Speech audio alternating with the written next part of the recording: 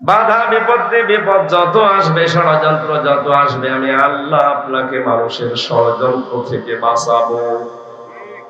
ইয়া অসীম মজারে, বর্তমান ভবিষ্যৎ, present future, শুধুমাত্র আপনাকে এখন না, তাহলে তো আমি ইয়া অসীম দিতাম না। কিয়ামত পর্যন্ত যদি মানুষ কোরআনের তাবলীগ করতে গিয়ে বিপদে পড়ে, মুসিবতে পড়ে, ষড়যন্ত্রের শিকার হয়, অবশ্যই আমি আল্লাহ তাকে বাঁচাবো। গ্যারান্টি কার বলেন তো? ইন্নাল্লাহা লা ইয়াহদিল কওমাল কাফিরিন। কোন কাফেরকে আমি আল্লাহ পথ দেখাই না।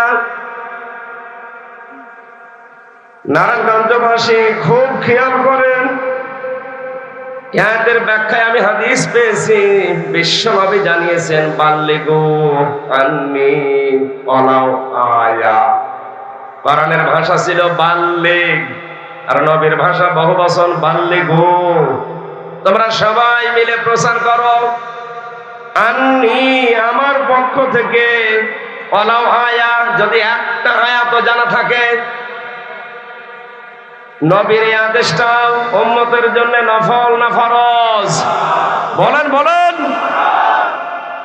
আল্লাহর আদেশ যেমন ফরজ, রাসূলের আদেশ আমাদের জন্য উম্মত হিসাবে মেনে নেওয়া ফরজ। কারণ শরীয়তের দলিল শুধু আল্লাহই দেননি, বিধিবিধান বিশ্ব নবীকে আল্লাহ সারে শরীয়ত নেতা বানিয়েছিলেন। এজন্য শুধু এখানে আমি একা নেই, যত মানুষ নবীর উম্মত দাবি করবে তারা এই বাল্লিগু এর ভেতরে আছে। এ কারণে সবার জন্য দায়িত্ব হয়ে পড়েছে, একটা কথা জানা থাকবে, প্রচার করা লাগবে। কথা বলেন না কেন? আমার যতটুকু আয়ত্ত আছে, আমার যতটুকু জানা আছে, ওইটাই প্রচার করা নামাজের মতো, রোজার মতো, পর্দার মতো ফরজ। আমি নামাজ যেমন ফরজ মনে করে পড়ি, রোজা যেমন ফরজ মনে করে রাখি, কোরআনের কোন বিষয় আমার জানা থাকলে ওইটা প্রসার করা ঠিক ওই রকম মনে করা ফরজ। আজ অনেকে আমরা জানি না কোরআন শরীফ, অনেকে এই ধারণা করে বসে আছে যে জানার নাম ইসলাম না, মানার নাম ইসলাম। এটা শয়তানি। কথা বলছেন এখন? আপনি যদি না জানেন তো কি মানবেন? আপনি খেয়াল করেন তো, পুরা কোরআনে আল্লাহ নামাজের ফরজ আগে দেননি, যাকাতের ফরজ আগে দেননি, রোজার ফরজ আগে দেননি, হজের ফরজও আগে দেননি। সর্বপ্রথম যে ফরজটা দিয়েছেন সেটা হচ্ছে ইকরা, পড়েন। কি করেন? আপনি না পড়লে কিভাবে জানবেন? আবার অনেকেই, বিশেষ করে বাংলাদেশ, ভারত আর পাকিস্তানে, তিনটা দেশে আমি যতটুকু গেছি, এদের ধারণা যে আমি জানি না, আমি মানি না। না,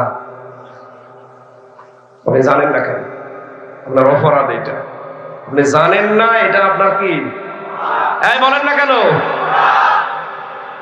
মনে রাখবেন মুসলমানেরা, জানাও ফরজ, মানাও ফরজ।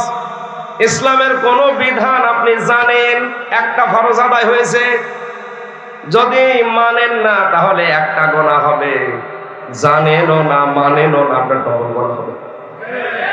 আশা করি কথার অর্থ বুঝেছেন। এখন থেকে আমাদের কি করা লাগবে? যতটুকুই জানবো আমি অতটুকু আলেম, আর ওইটাই আমার দায়িত্ব এসে যায় প্রচার করা। আজ বাংলাদেশে সবাই যদি এই বাল্লিগু আন্নী ওয়ালাউ আয়া এই হাদিসটা আমরা মেনে চলতাম, কোন আলেম দেশে খারাপ খালি ওই ৩-৪ জন সেল খাটবে কোন কারণে? ওরা কি চুরি করে, ডাকাতি করে, ধর্ষণ করে জেলে গেছে? আমার এই যে ৩টা বছর আপনি জেলে রাখলেন, আমি কি চুরি করেছি বলেন? এই কোরআনের জন্য কথা বলে না। ওরা নিজেরাই আবার ফতোয়া দেয়, কত হুজুর কিছু বলে, কয় কিছু তো হয় না। তারও তো বলার দরকার কি? আমার বলার দরকার কি? আমার চাপ উপর থেকে আসছে। এজন্য দায়িত্ব শুধু আমির হামজার একা না। এই পৃথিবীতে আমরা যারাই নবীর উম্মত দাবি করছি, আল্লাহর কসম, আমরা যদি হাদিসটা নবীজির নির্দেশ মনে করে যে যে জায়গায় আছি পালন করতে পারতাম, এই দেশে আলেমদেরকে জেলে পাঠাতে কেউ সাহস পেত না। এখন থেকে দায়িত্ব আমরা ফরজ মনে করে পালন করতে রাজি আছে। আপনি সবাই ইখলাস জানেন, ওইটাই প্রচার করেন। আপনি যদি জানেন কুল হুয়াল্লাহু আহাদ, আল্লাহ এক, এটা প্রচার করেন। এটা কি ফরজ? বলেন বলেন। আলেমদের সম্মান প্রথমে আমি এমনিতেই কামনা করি নাই। কোরআনে কারীম জানিয়েছে ইন্নামা ইয়াখশাল্লাহা মিন ইবাদিহিল উলামা। সূরা ফাতির 22 নম্বর পারার 16 নম্বর পৃষ্ঠা 13 নম্বর লাইনের 28 নম্বর আয়াতটা আল্লাহ পাক বলেন পৃথিবীতে যত বান্দা বান্দি আছে এর ভেতরে আলেম যারা আমি আল্লাহকে সবচেয়ে বেশি ভয় করে। যেদিন এদের সম্মান আমি কামনা করলাম, এখন এই আলেম কারা? আলেম কারা? এই কথা আমির হামজা বলবে, কথা বলেন। আমরা অনেকেই মনে করি না মেয়ের আগে মাওলানা মুফতি হাফেজ লিখা থাকলে এটা আলেম না। আলেম কারা? ওমান আসলামু মিম্মান কাতামা শাহাদাতানি ইনদাহু মিনাল্লাহ। সূরা বাকারা প্রথম নাম্বার পারার 20 নাম্বার পৃষ্ঠা 13 নাম্বার লাইনের 140 নাম্বার আয়াতের মাঝে অংশে আছে আল্লাহ বলেন তোমরা আলেম মনে করো। আসলাম ইসমে তাফজিল, আমি আল্লাহর ভাষায় সবচাইতে বড় জালেম ওইটা যার কাছে কোরআনের জ্ঞান থাকার পরেও তারা গোপন করে রাখে। আর এই আলেম দিন দিন এখন বাড়তেছে।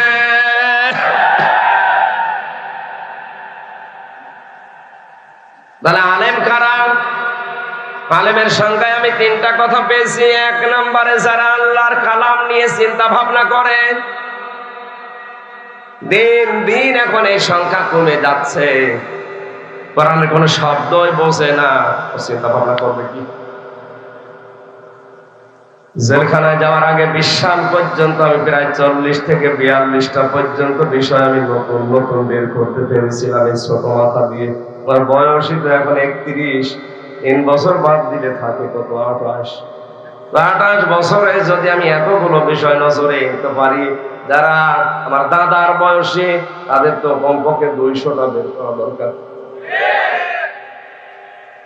অধিকাংশ আলেমের নাম নিয়ে শুধু ভরে আর পান। আলেমদের পৃথিবীর প্রতিটি নবীর বুক ছিল বড়, পেট ছিল ছোট। আপনি নবীর ওয়ারিস, আপনার বুক নেই, শুধু পেট। দেওয়ানবাগের যে হুজুর, আমার মনে হয় মহিলারা আমার যদি দেখে লজ্জা পাবে, বলবে আল্লাহ সন্তান হয় আমাদের আর পেট হয় এর। আখেরি পেট, ভড়ি এত বড়, উপন মারা নয় ভড়ি।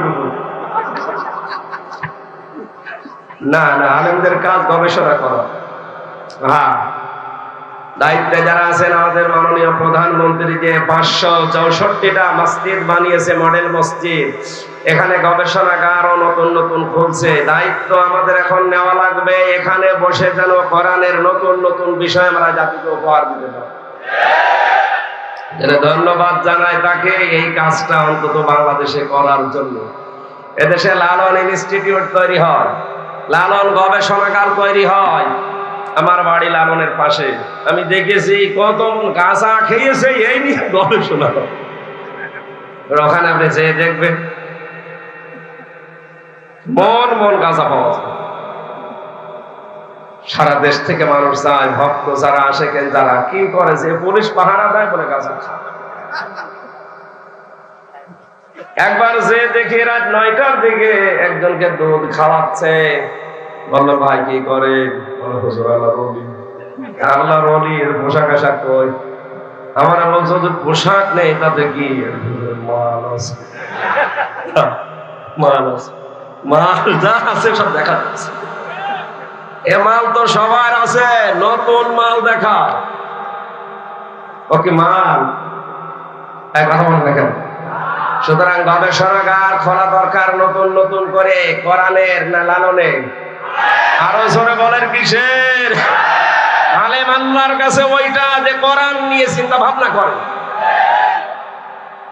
যতটুকু জানে ওইটা প্রচার করে। ইমাম আবু হানিফা এইটা করার কারণে 8 বছর জেলে ছিলেন। তিনি যতদিন কোরআন পড়েছিলেন সমস্যা ছিল না, যতদিন বুঝেছিলেন সমস্যা ছিল না, যতদিন মেনেছিলেন সমস্যা ছিল না। যখনই বলেছেন আমি এটা মানুষকে মানাবো, তখনই তার জেল হয়েছে 8 বছর। ইমাম মালিক রহমতুল্লাহ আলাইহি যতদিন পড়েছেন, বুঝেছেন, মেনেছেন, তার অবস্থা খারাপ ছিল না। যখনই বলেছেন এটা আমি মানুষকে মানাবো, তখনই তার রিমান্ড হয়েছে 42 দিন। আল্লামা শফি রহমতুল্লাহ আলাইহি, আহমেদ শফি, যার নাম আমরা তেতুল হুজুর দিয়ে দিয়েছি, তিনিও যতদিন পর্যন্ত কোরআন পড়িয়েছিলেন, বুঝেছিলেন, মেনেছিলেন, সমস্যা ছিল না। যেই বলেছে না কোরআনের নির্দেশ, আল্লাযীনা ইউযুনা রাসূলাল্লাহি লাহুম আযাবুন আলীম, যারা রাসূলকে কষ্ট দেয় বা দিচ্ছে, দেবে, তাদের জন্য যন্ত্রণাদায়ক শাস্তির ব্যবস্থা করবে কে? একথা তিনি যখন বুঝে বাস্তবে 13টা দফা দিয়ে এদেশে রাজপথে আসলেন, তখনই তার নাম পর্যন্ত পাল্টিয়ে রাম আর বামরা দিয়েছে তেতুল হুজুর। কথা বলেন না কেন? এজন্য আমাদের উচিত, আমরা যদি আলেম হিসাবে আল্লাহর কাছে পরিগণিত হতে চাই, অবশ্যই আমাদেরকে বাল্লিগু এই হাদিসটা খেয়াল করা লাগবে। 3 নম্বরে, আল্লাহ অসন্তুষ্ট হয় এমন কোন কাজ আমাদের দ্বারা যেন প্রকাশ না পায়। আল্লাহ এই আলেমদের সম্মান মর্যাদা দুনিয়া আখিরাতে আরো বাড়িয়ে দেন। কোরআন উপস্থাপন করার ধরন সহ কোরআনে কারিমের সূরা হযরত ইব্রাহিম নবীর জীবনের 50টা পরীক্ষা সামনে নিয়ে যে আশা নিয়ে আমি বসেছি, শরীর যদি সাপোর্ট করে, গলা যদি সাপোর্ট করে, আমরা চেষ্টা চালাবো। দরুদ আর সালাম পড়ে কোরআনের আয়াতে আমরা প্রবেশ করছি।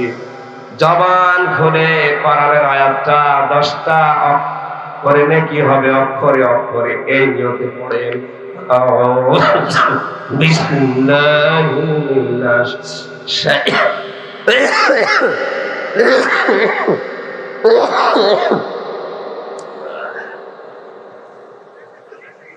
কিছু লাগবে না ভাই, অন্তত যে কায়দায় পড়লেন, শয়তান আশপাশ থাকলে যাবে তো। জবান খুলে পড়েন, আউযু বিল্লাহি মিনাশ শাইতানির রাজীম,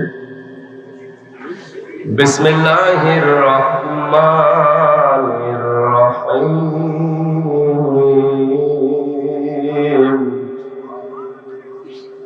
وَإِذِ ابْتَلَى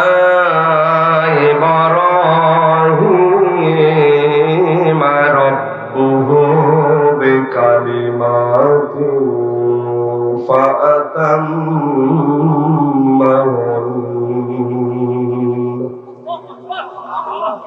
قَالَ إِنِّي جَاعِلُكَ لِلنَّاسِ إِمَامًا قَالَ وَمِن ذُرِّيَّتِي قَالَ لَا يَنَالُ عَهْدِ الظَّالِمِينَ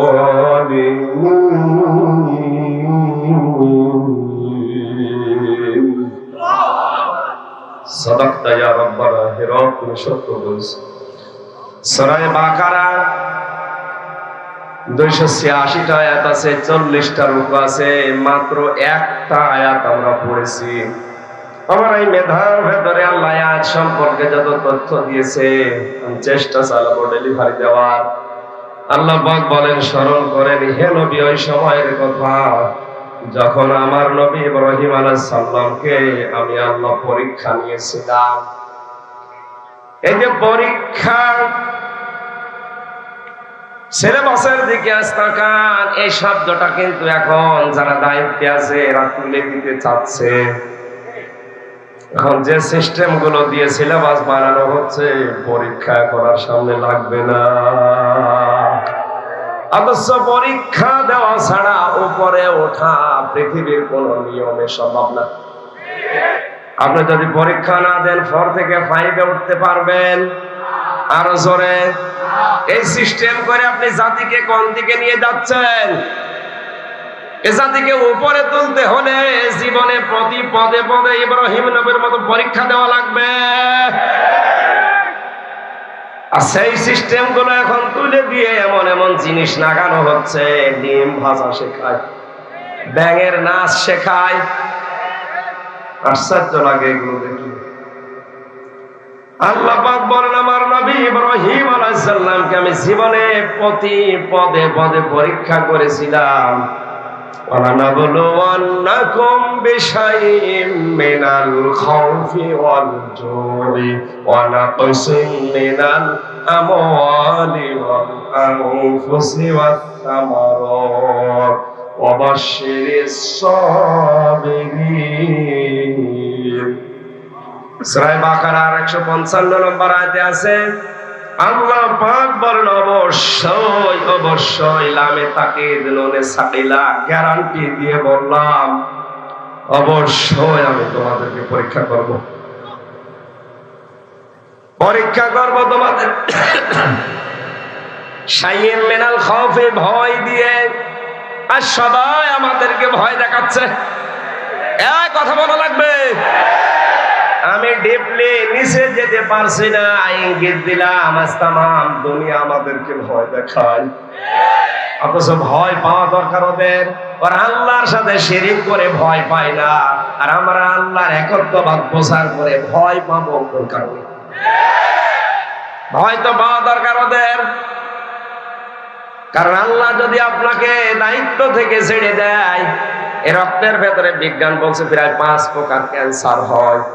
যদি একটা লাগিয়ে দেয়, 14 বংশ বিক্রি করে একটা ঔষধের পয়সা হবে না। আর আপনি তার সাথে শিরিক করবেন, তার আইনগুলো তুলে দিয়ে মানুষের তৈরি করা আইনগুলো দুনিয়ায় কায়েম করার চেষ্টা চালাবেন। আপনার কোনো ভয় নেই। আমি আল্লাহর বিধান কায়েমের কথা বলবো, আমি ভয় পাবো কখনো? আর সবাই আমাদেরকে ভয় দেখাচ্ছে। রিমান্ডে যে কত ভয় দেখিয়েছে, 10টা দিনে আমাকে শেষ পর্যন্ত আমার এই অফারও দিয়েছিল, আমরা যা বলতে বলি যদি না বলে আপনার বউ তুলে নেন। কি ভয় বলেন তো? মোবাইলটা দেখে বলছিল, হুজুর পূর্ণিমার ছবি কোথায় পেলেন? পূর্ণিমা মানে আমার মোবাইলে তো পূর্ণিমার ছবি থাকার কথা। এই যে ম্যাডামের বিয়ের ছবি ছিল, বিয়ের ছবির ম্যাডাম, হ্যাঁ হুজুর এত সুন্দর বউ বিয়ে করেছে, কি করে বউ আমরা তুলে নিয়ে আসবো বলেন? তখন মানুষের দিকটা ঠিক থাকে? আল্লাহর কোরআনের আয়াতটা আমার মনে পড়ছিল, ওয়ালানাবলুওয়ান্নাকুম বিশাইইম মিনাল খাউফি, অবশ্যই আমি আল্লাহ তোমাদেরকে কিছু কিছু ভয় দিয়ে পরীক্ষা করব। আমার পরীক্ষা প্রথমে শুরু হয়ে গিয়েছিল জোরে খোদা দিয়ে। খোদা যে কত প্রকার, কি কি এই 3 বছরে আমি কিছু না হলে কিছু টের পেয়েছি। শুধু মুড়ি খেয়েও থাকা গেছে। খোদা দিয়ে পরীক্ষা করব তোমাদেরকে। অবশ্যই আমি আল্লাহ তোমাদের জান মালের ক্ষতি দিয়ে, ফল ফলাদি ফসলাদি সন্তানের ক্ষতি করে অবশ্যই পরীক্ষা করব। যদি কেউ টিকে থাকতে পারে এই পরীক্ষায়, আল্লাহ পাক বলেন, অবশ্যই সাবিরিন, হে নবী আপনি এই ধৈর্যশীল মানুষকে সুসংবাদ দেন। আরে ভাই, আল্লাহর সাহায্য দেখতে হলে তো পরীক্ষার সম্মুখীন হওয়া লাগবে, নয়তো আপনি সাহায্য পাবেন কি করে? আজ আমরা পরীক্ষায় ভয় পাই, এজন্য সিলেবাস থেকে পরীক্ষায় তুলে দিচ্ছে। ডিম ভাজা শিখে আমি কি পরীক্ষা দেব? এক কথা বলে না কেন? হযরত ইব্রাহিমকে আল্লাহ জীবনের প্রতি পদে পদে কি নিয়েছিলেন? কিছু কথার দ্বারা আল্লাহ পরীক্ষা তাকে করলেন। ফাতাম্মাহুন্না, তিনি প্রতিটা পরীক্ষায় পাস করেছিলেন। সুবহানাল্লাহ বলতে বলেন নাই? আমাদের জাতির পিতা, তিনি পরীক্ষা দিয়ে পাস করার পরে আল্লাহ ঘোষণা দিলেন, ক্বালা ইন্নী জাইলুকা লিন্নাসি ইমামা, হে নবী ইব্রাহিম, পুরা জাতির লোকের জন্য, তাম দুনিয়ায় যত মানুষ আসবে সবার জন্য আমি তোমাকে নেতা বানিয়ে দিলাম। লিল মুসলিমিনা ইমামা দাইনি লিন নাসি ইমামা, মানুষ পদবাচ্যে যারা বিবেচিত দুনিয়ায় সবার জন্য আপনাকে আমি নেতা বানিয়ে দিলাম, আপনি নেতৃত্ব দেবেন। হযরত ইব্রাহিম সঙ্গে সঙ্গে প্রশ্ন করেছিলেন, ক্বালা ওয়া মিন যুররিয়াতি, হে আল্লাহ, নেতৃত্ব দেওয়ার এই গুণাবলী, নেতা হওয়ার যোগ্যতা, এটা কি শুধু আমি একাই পেলাম নাকি আমার সন্তানাদি যারা দুনিয়ায় আসবে কিয়ামত পর্যন্ত এরা পাবে? সঙ্গে সঙ্গে আল্লাহ জবাব দিয়েছেন, ক্বালা লা ইয়ানালু আহদিজ যালিমিন। হে ইব্রাহিম, ইয়ানালু এটা মোজারে, বর্তমান ভবিষ্যৎ, প্রেজেন্ট ফিউচার। আমার এই আহাদ, আমার এই অঙ্গীকার এটা পৌঁছাবে তোমার সন্তানদের ভেতরে, যারা জালেম হবে তাদের জন্য না। সুতরাং যে যদি জুলুম করে তার জন্য নেতা হওয়া জায়েজ নেই। আর আসতে বলেন, অথচ বাংলাদেশ পুরো উল্টা আছে, যত বেশি জুলুম করতে পারে সে আজ তত বড় নেতা। আমাদেরকে বলো হুজুরের লাইনে আসা যাবে না। আরে ভাই, আপনার জন্যই তো আসা জায়েজ নেই। আপনি তো নফসের উপরে জুলুম করছেন, পরিবারের উপরে জুলুম করছেন, জনগণের উপরে জুলুম করছেন। সুতরাং যারা জালেম তাদের জন্য নেতৃত্ব দেওয়া জায়েজ। আরো জোরে, নেতৃত্ব দেবে তারা যারা জালেম নয়। হযরতে ওমর নেতৃত্ব দিয়েছিলেন, তিনি জালেম ছিলেন। কিভাবে নেতৃত্ব দিয়েছেন আপনি তাকান। খলিফাতুল মুসলিমিন হযরতে ওমর রাদিয়াল্লাহু তাআলা আনহু গভীর রজনীতে বাড়ি থেকে বের হলেন। প্রতিদিন প্রতি রাত মিলে তিনি 3টা ভালো কাজ করতেন। আর ভালো কাজ বলতে তার জীবনে মানব সেবা। আমরা অনেকেই মনে করি ভালো কাজ মানে সুবহানাল্লাহ সুবহানাল্লাহ, না, এটা না। শুধু তাদের দৃষ্টিতে ভালো কাজ ছিল রাতের বেলা বের হয়ে দেখতেন এলাকার মানুষের অবস্থা কি। এক বাড়ির সামনে দিয়ে যাবার সময় দেখলেন এক বাড়ি থেকে একটা লোক বের হয়, আবার প্রবেশ করে, আবার বের হয়, আবার প্রবেশ করে। ডাক দিয়ে বলে, বেটা, বারবার বাড়িতে ঢোকো, বের হও। কে তুমি? লোকটা বলে, পথিক, আমি কি বাড়ির মালিক, আপনি কে? হযরত ওমর বলে, ও ঠিক আছে, বের হও কেন বারবার? লোকটা বলে, পথিক, আমার স্ত্রীর সন্তান সব বাবা,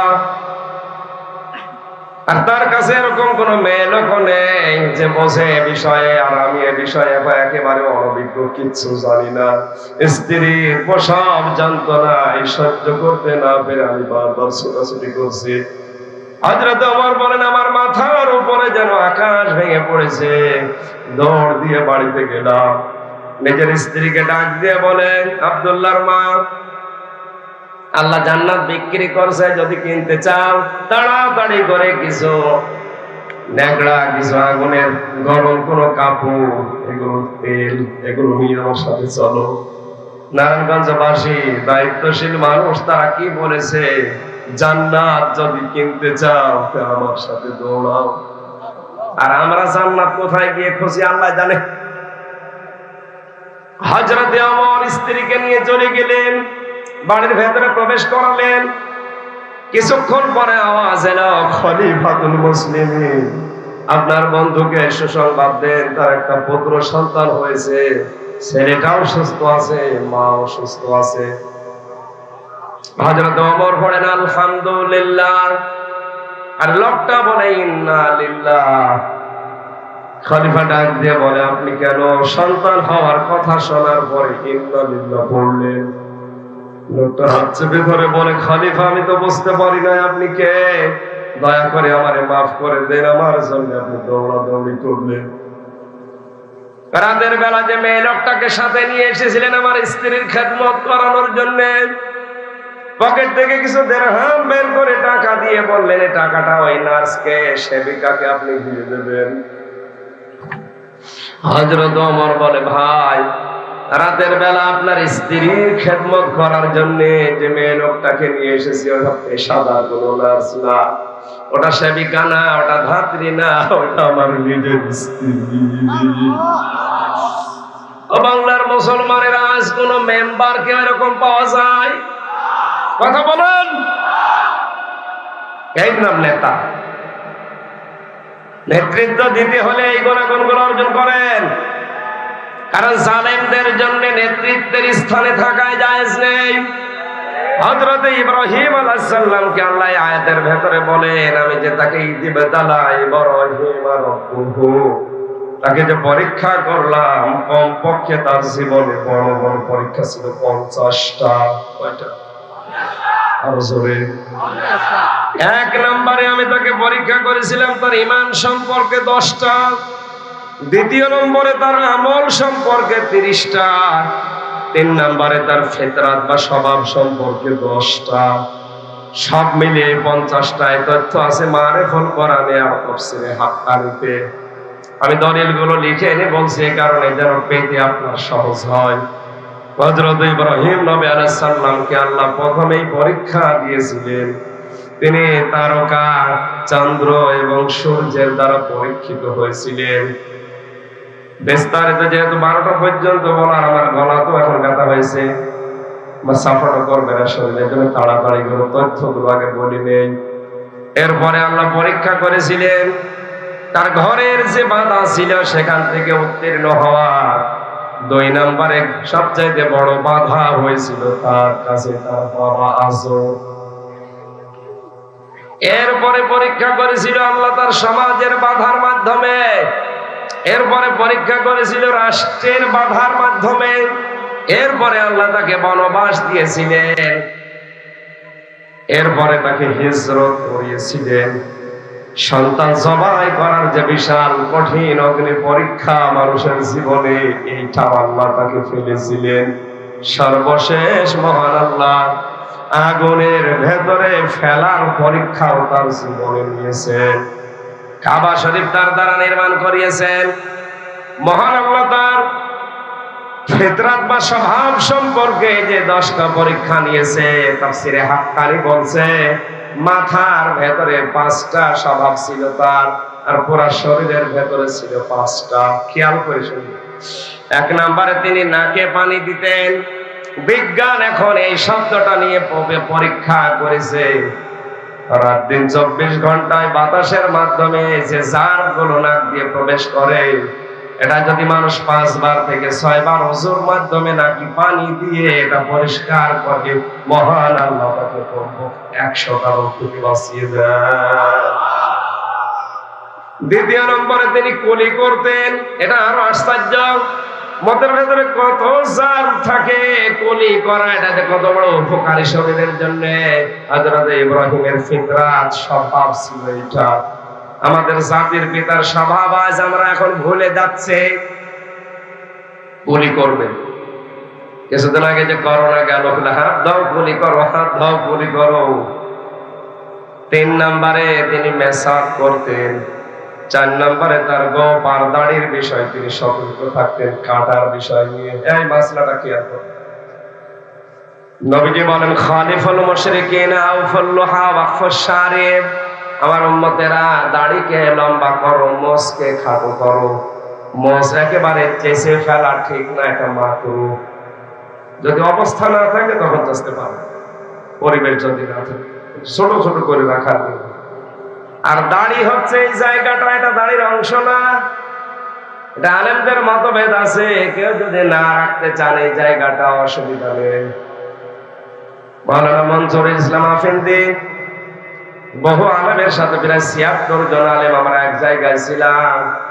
ওনারা বড় বড় হাক্কানি আলেম, ওনারা বলতো যে এই আলেমদের মতভেদ অনুযায়ী এইটা দাড়ির অংশ না, এই যে এইটা যদি রাখতে চান, যদি পুরুষ পুরুষ মনে হয় রাখেন, সৌন্দর্য বৃদ্ধি করার জন্য এটুকু কাটা যায়। দাড়ি হচ্ছে এই শক্ত জায়গাটুকু, কথা বুঝতেছেন? দাড়ি কোনটুকু? এই শক্ত জায়গাটুকু, কিন্তু 1 মুষ্টি রাখা লাগবে। 1 মুষ্টির আগে যদি কেউ কাটে ছাটে হারাম হবে।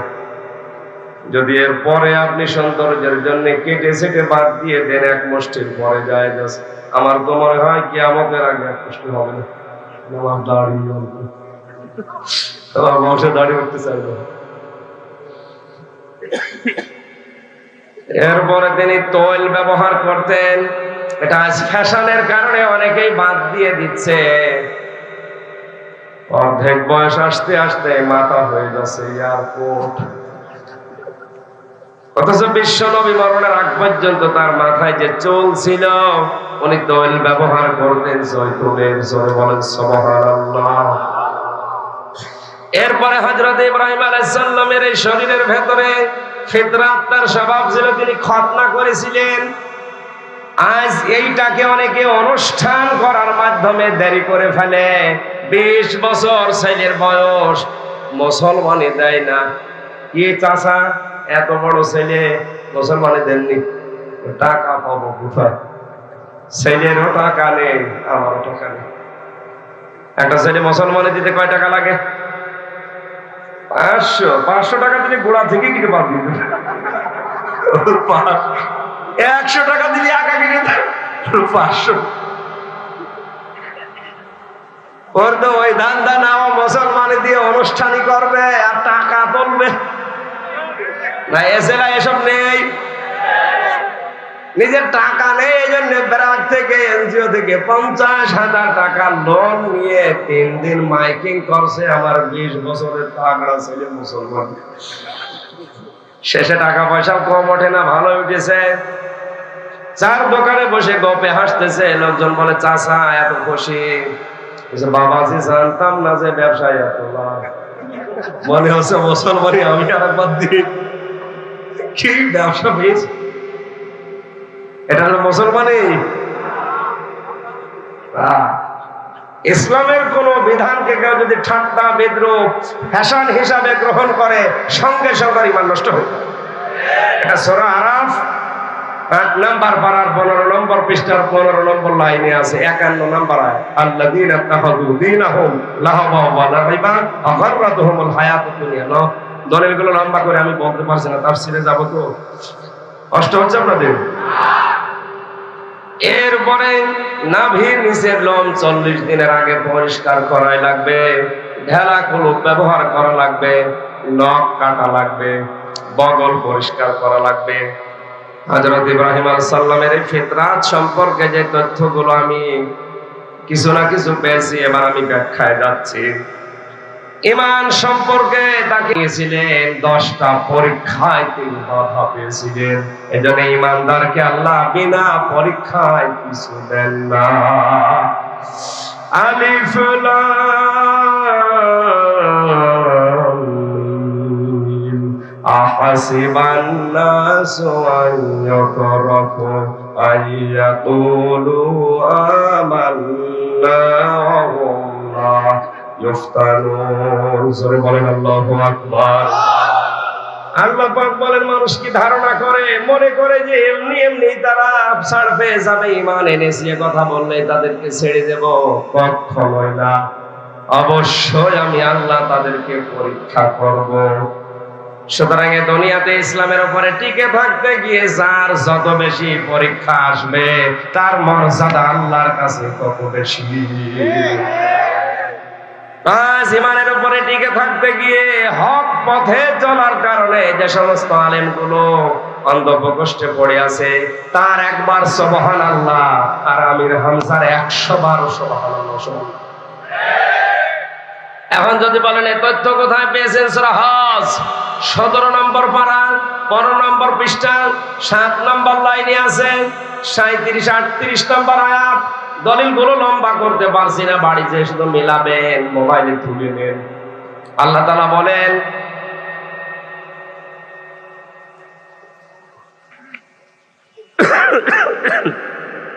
আল্লাহ শরীরটা যেন সাপোর্ট করে।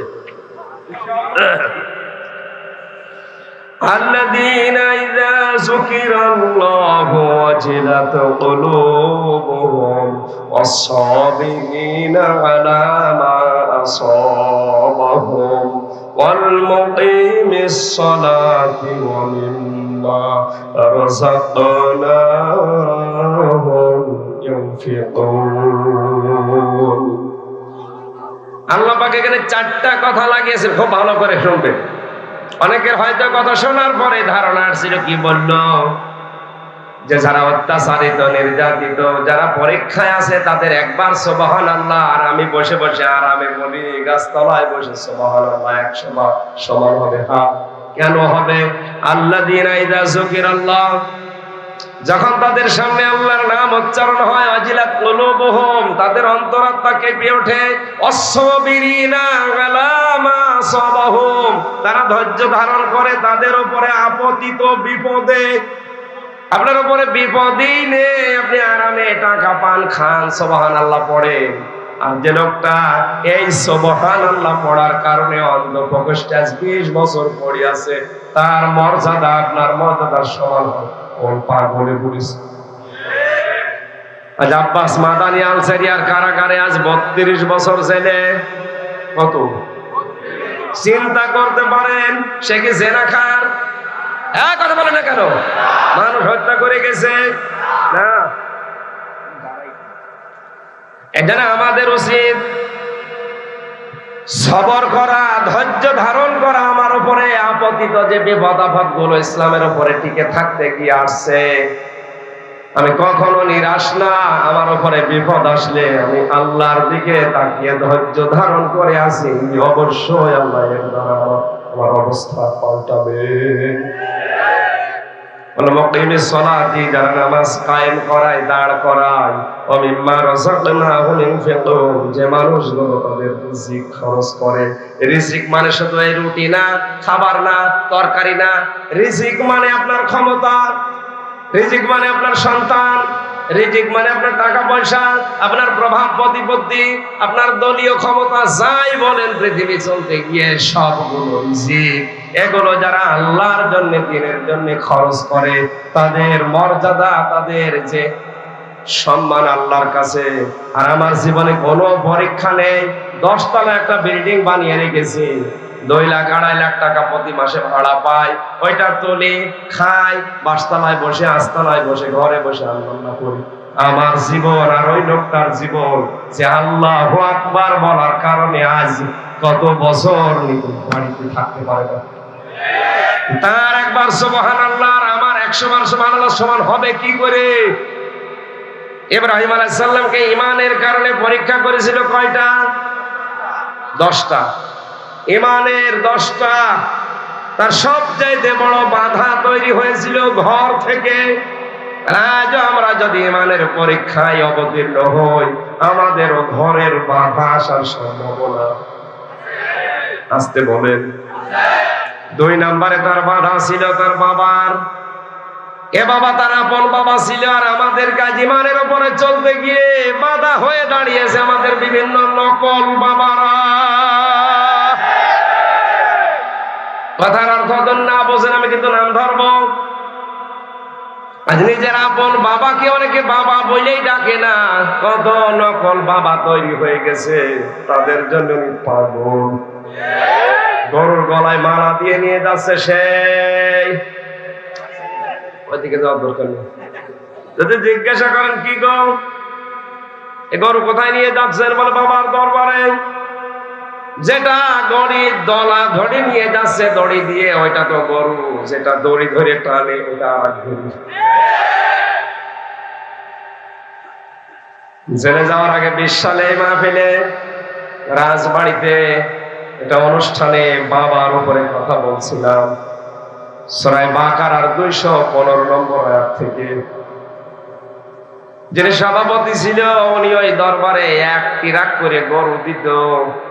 বাবার এই বিশাল 8টা বর্ণনা দিয়েছিলাম। শোনার পরে বলছিল, হুজুর এতদিন মনে করতাম বাবাই রব, বাবা সব, আর এখন দেখছি চিটার। আগামী বছর থেকে 1 ট্রাক গরু দেওয়া তো দূরের কথা, এই গরু কিনতে যা লাগে এই টাকা দিয়ে তার সীমাপি করবো। আপনি খরচ করবেন কোন জায়গায়? এই তালিকা দিয়েছেন আল্লাহ নিজে কোরআনে। আল্লাহর তালিকা আজ ভুলে গিয়ে নিজের আপন বাবা বাদ দিয়ে কত নকল বাবার পেছনে মানুষ ঘুরছে। কোরআনে আল্লাহ যে বাবার নাম দিয়েছেন ওটা নকল বাবা না আসল বাবা?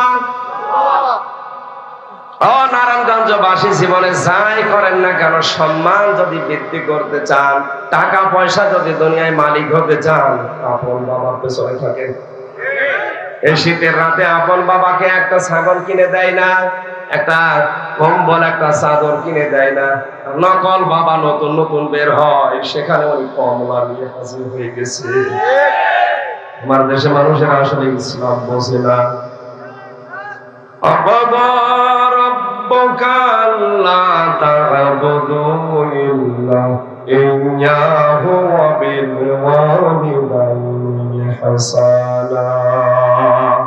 আমি আল্লাহ ফায়সাল্লাহ দিলাম, খেয়াল করেন, আলেমরা বলছে, আলেমদেরকে এখানে একটা তথ্য আছে, এতদিন যেভাবে শুনেছেন ওইভাবে না।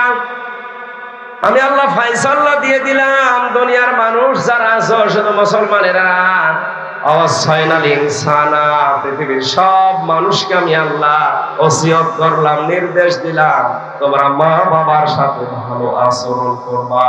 নামাজ পড়া যেমন ফরজ, মা বাবার সাথে ভালো আচরণ করা ফরজ।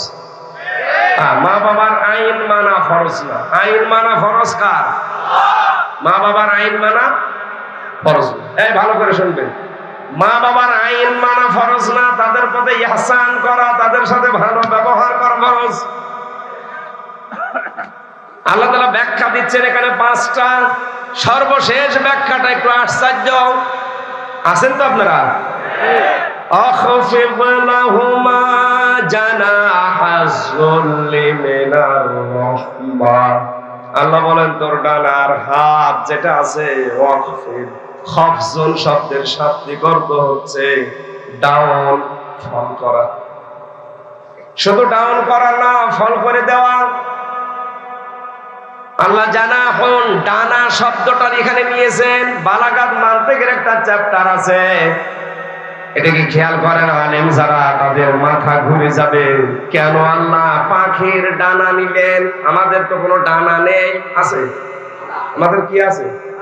তাহলে কেন আদম দিলেন না কেন?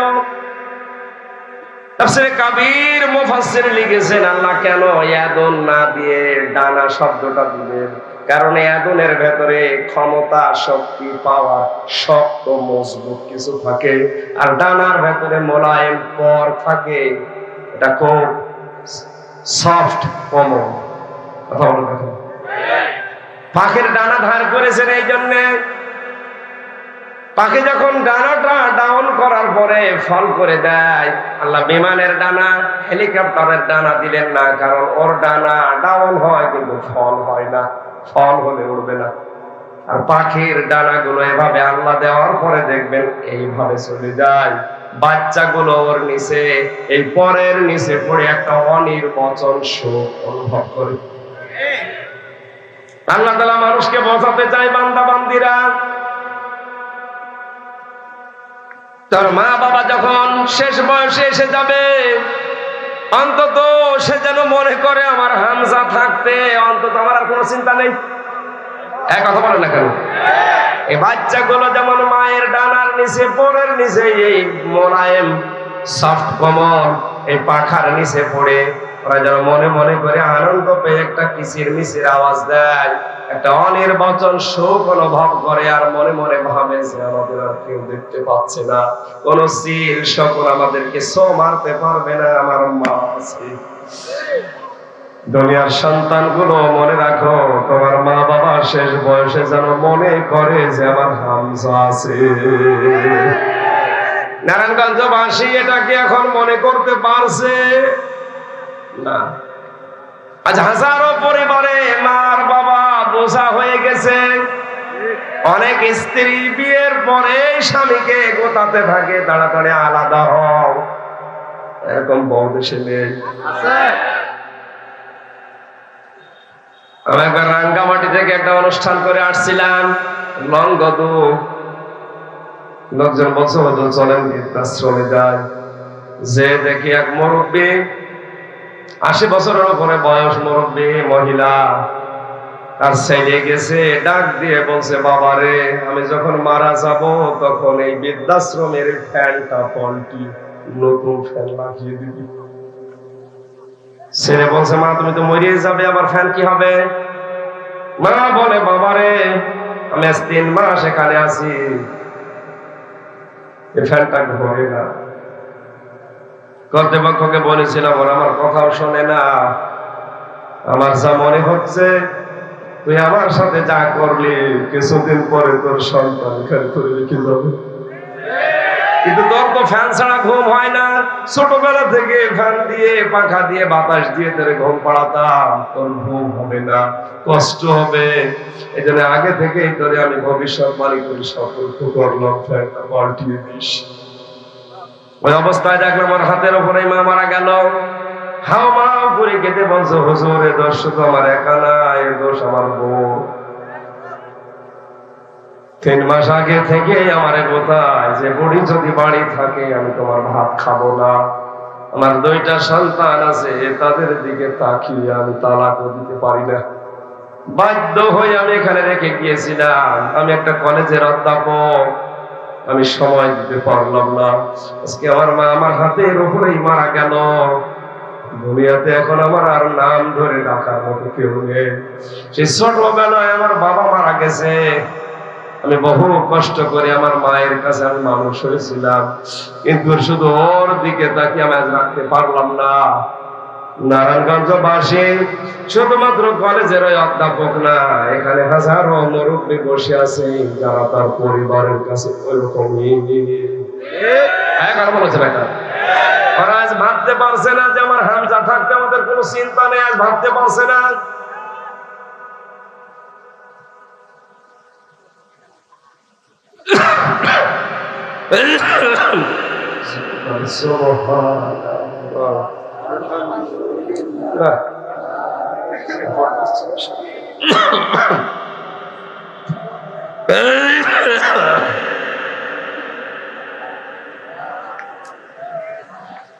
খোদা সুবহানাল্লাহ আলহামদুলিল্লাহ। হঠাৎ করে কালকে থেকে এই টনসিল ফুলে খুব ব্যথা হয়ে গেছে, তো কথা বললে ব্যথাটা বেড়ে যাচ্ছে। আমার মনে হয় ব্যাখ্যা করতে গেলে অনেক সময় লাগবে। আমি পয়েন্টগুলো একটু মনে করিয়ে দিচ্ছি, যেটা রেকর্ড হচ্ছে কালকে ইন্টারনেটে পেয়ে যাবেন, বাড়িতে একটু মিলাবেন। ইমানের এতগুলো পরীক্ষা বলতে গেলে আমার সময় হবে না। আমল সম্পর্কে আল্লাহ তাকে 30টা পরীক্ষা নিয়েছিলেন। সূরা তাওবার 112 নম্বর আয়াতে 10টা আছে, সূরা মুমিনুনের 1 থেকে 10 নম্বর আয়াতে 10টা আছে, সূরা আহজাবের 35 নম্বর আয়াতে 10টা আছে। বাড়িতে যে মিলাবেন, পড়বেন, অবশ্যই পড়বেন। ফিতরাত সম্পর্কে যে 10টা বললাম, আল্লাহ আমাদেরকে আয়াতটা আমাদের প্র্যাকটিক্যাল লাইফে দুনিয়া আমল করার তৌফিক দিয়ে ইব্রাহিম নবীর মতো আমিন।